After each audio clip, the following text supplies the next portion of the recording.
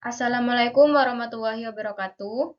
Perkenalkan, kami dari kelompok 2 yang terdiri dari saya sendiri, Nurbadatul Hasanah. Dan saya Putri Juliana Surendawati Melda.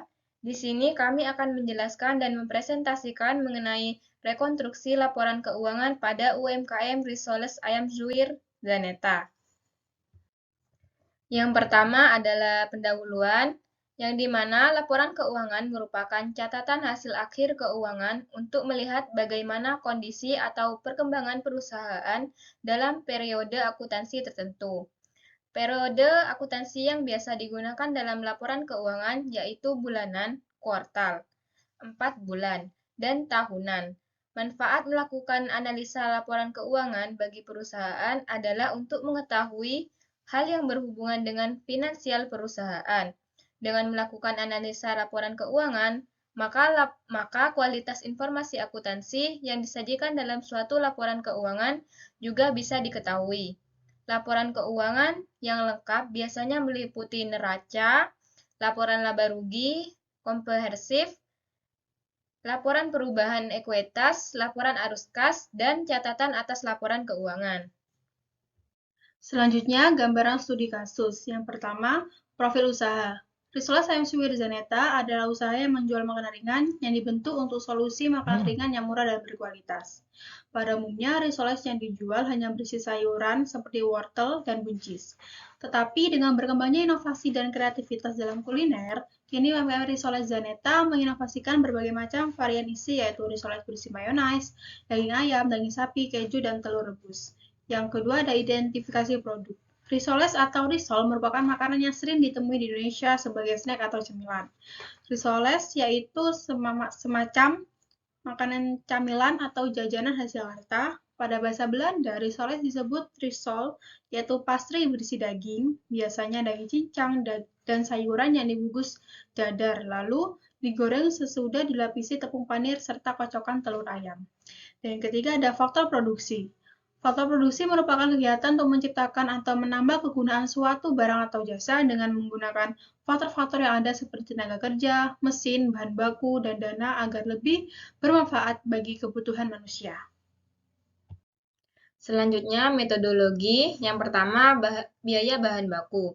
Biaya bahan baku adalah biaya yang dikeluarkan untuk mendapatkan bahan baku siap pakai, yang juga mencakup berbagai biaya, khususnya biaya penyimpanan, transportasi, dan operasional. Oleh karena itu, biaya ini merupakan biaya yang mempunyai dampak signifikan dalam proses pembuatan produk. Menurut Putra dan kawan-kawan 2022, rumus yang digunakan dalam menghitung biaya bahan baku adalah biaya bahan baku sama dengan saldo awal bahan baku ditambah pembelian bahan baku dikurangi saldo akhir bahan. Untuk yang selanjutnya yaitu biaya overhead pabrik. Biaya overhead atau overhead cost adalah salah satu jenis biaya yang tidak dapat berhubungan langsung dengan produksi atau suatu produk atau jasa. Ini mencakup seluruh biaya yang dicatat dalam laporan laba rugi perusahaan, yang tidak termasuk dalam biaya-biaya yang berkaitan langsung dengan kegiatan produksi perusahaan. Sebagai gambaran sederhana, pembelian persediaan tidak termasuk dalam biaya overhead karena berhubungan langsung dengan operasional manufaktur perusahaan. Selanjutnya, biaya produksi. Biaya produksi atau product cost adalah biaya produksi yang mencakup semua biaya yang terlibat dalam memproduksi suatu produk atau menyediakan layanan. Ini termasuk biaya bahan baku, biaya tenaga kerja langsung, dan biaya overhead produksi.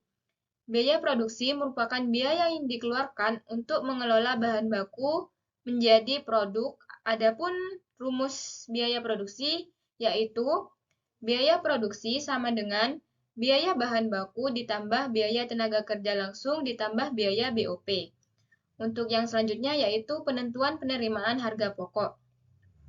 Harga pokok produksi adalah sekumpulan biaya yang dikeluarkan untuk memperoleh dan mengolah bahan mentah hingga menjadi produk jadi. Pengumpulan biaya produksi sangat ditentukan oleh cara produksinya, yaitu produksi atas dasar pemesanan dan produksi massal. Selanjutnya yaitu laporan keuangan atau neraca. Laporan keuangan pada dasarnya merupakan hasil refleksi dan banyaknya transaksi yang terjadi dalam suatu perusahaan. Transaksi dan peristiwa yang bersifat keuangan dicatat dengan cara yang tepat, diklasifikasikan, dikumpulkan ke dalam jumlah, dan kemudian diinterpretasikan untuk berbagai tujuan. Neraca saldo adalah daftar yang berisikan nama-nama akun yang nantinya akan digunakan untuk mengetahui keseimbangan antara jumlah akhir antara kolom debit dan kolom yang ada di buku besar. Jika jumlahnya yang dihasilkan tidak sama, berarti ada kesalahan dalam pencatatan yang dilakukan. Neraca memiliki 3 unsur, yaitu aset, liabilitas, dan ekuitas, yang kemudian dihubungkan dengan persamaan akuntansi, yaitu aset sama dengan liabilitas ditambah ekuitas. Selanjutnya, laporan laba rugi.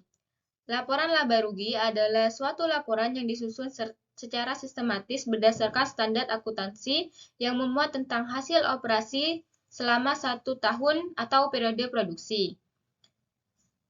Selanjutnya yaitu laporan perubahan ekuitas atau modal. Laporan perubahan modal merupakan salah satu dari laporan keuangan yang harus dibuat oleh perusahaan yang menggambarkan peningkatan atau penurunan aktiva bersih atau kekayaan selama periode bersangkutan berdasarkan dengan prinsip pengukuran tertentu yang dianut. Selanjutnya, laporan keuangan sebelum pendampingan.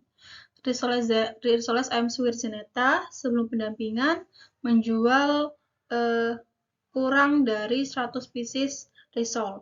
Jadi kita asumsikan untuk bulan Januari terjual 1.200 dan penjualannya 3.600. Sedangkan Februari terjual 1.080 dan penjualannya 3.240.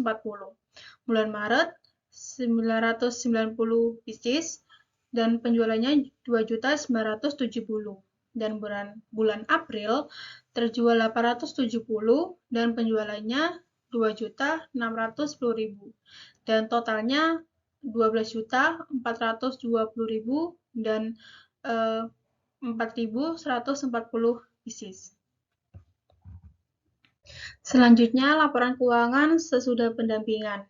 Ini adalah biaya peralatan UMKM Risoles AM Suwirjaneta yang terdiri dari wajan, spatula, saringan masak, kompor 2 tungku, gerobak, gas, kursi, wadah stainless, penjepit makanan, dan sewa lahan, yang totalnya adalah 1.607.000. Selanjutnya, biaya penyusutan. Ini adalah list barang-barang, yaitu wajan, spatula, saringan masak, kompor 2 tungku, gerobak, gas, kursi, wadah stainless, penjepit makanan, dan totalnya 32.427. Selanjutnya biaya overhead pabrik. Yang pertama ada gaji karyawan dengan jumlah 2, harga satuannya 900.000 dan totalnya 1.800.000. Dan yang kedua ada listrik, jumlahnya 1 minggu dengan harga 20.000 untuk 1 bulan 80.000 dengan total 1.880.000.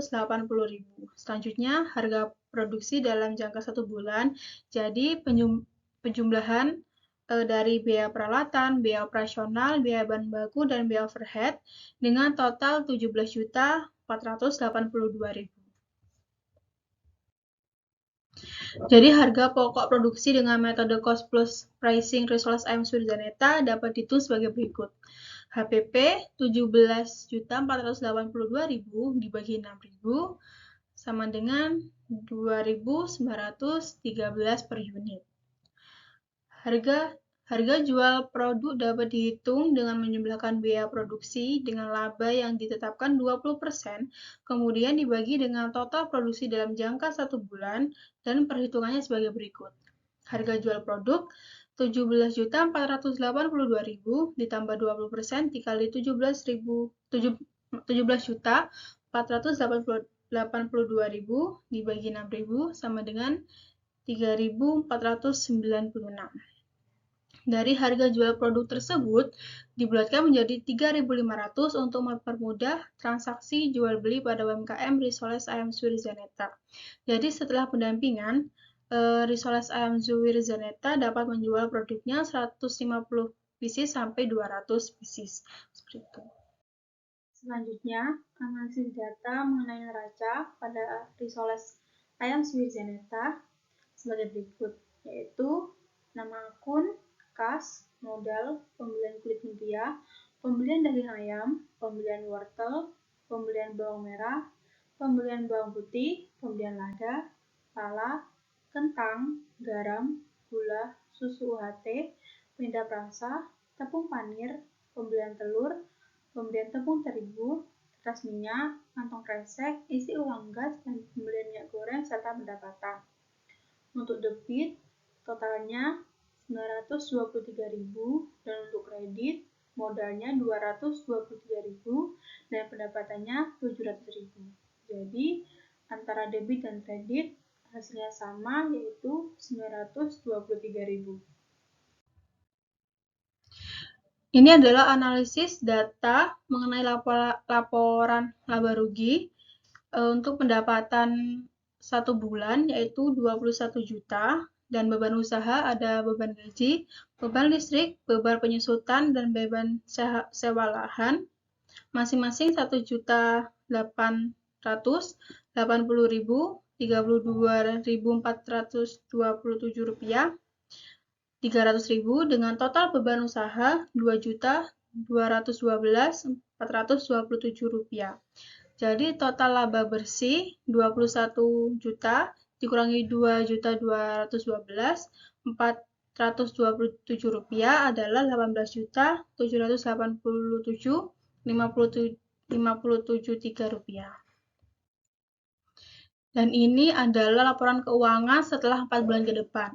Jadi pendapatan yang semula 1 bulan dikalikan 4 menjadi pendapatan 84 juta dan total beban usaha 9.059.416 rupiah dan total laba bersih 74.940.584 rupiah. Selanjutnya, pada tabel ke-9 ada catatan atas laporan keuangan. Yang pertama itu ada umum UMKM. Risoles Zaneta merupakan jenis usaha milik pribadi atau perseorangan yang dijalankan oleh Ibu Jasmine Diva, dan UMKM ini telah berdiri sejak tahun 2021 hingga saat ini, yang berlokasi di Jalan Semeru nomor 24, Sumbersari, Tegal Boto Kidul, Sumbersari, Jawa Timur, Provinsi Jawa Timur. Untuk ikhtisar kebijakan akuntansi, yang pertama itu ada dasar penyusunan. Laporan ini disusun untuk memudahkan pemilik dalam mencatat laporan keuangan serta mengontrol biaya operasional bisnis, mengetahui laba rugi usaha, dan melihat kerugian serta keuntungan yang didapatkan. Selanjutnya ada persediaan bahan baku. Persediaan bahan baku ini disediakan untuk pembuatan Risoles Zaneta, yaitu bahan-bahan pokok serta pelengkap lain untuk pembuatan risoles yang dibutuhkan oleh mitra UMKM Risoles Zaneta. Yang ketiga itu ada aset tetap, di mana pencatatan aset tetap dalam laporan keuangan Risoles Zaneta dicatat sebesar biaya perolehannya dengan mengurangi nilai residu dan dibagi dengan lama tahun produksi. Selanjutnya ada saldo laba. Saldo laba itu merupakan akumulasi dari selisih pendapatan dan beban dengan distribusi pemilik, yang dimana pendapatan penjualannya yaitu 84 juta dan bebannya yaitu 9 juta 59.000.